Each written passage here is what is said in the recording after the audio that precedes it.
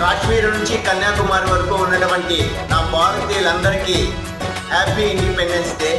అయితే independence day కేవలం సెలబ్రేషన్కి ఒకటే కాదు, ప్రాంతాలు వేరైనా, రాష్ట్రాలు వేరైనా, భాషలు వేరైనా, భాషలో యాసలు వేరైనా మన అందరిది ఒకటే నినాదం, నా దేశం భారతదేశం.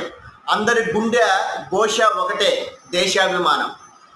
అయితే దేశాభిమానం అంటే మనం పీల్చే ఈ గాలిలో ఎంతోమంది మహనీయుల ప్రాణాలు కలిసిపోయావు, అలాంటి గాలిని మనం పీలుస్తున్నాం. మనం నడిచిన ఈ నేల ఎందరో వీరుల రక్తపు మరకల్ని ముద్దాడిన నేల, అలాంటి నేల మీద మనం నడుస్తున్నాం. సో మనం నిజంగా దేశభక్తి అంటే కేవలం సెలబ్రేషన్ కాదు, సోషల్ రెస్పాన్సిబిలిటీ. ప్రతి ఒక్కరూ కూడా సోషల్ రెస్పాన్సిబిలిటీగా ఉంటే అదే నిజమైనటువంటి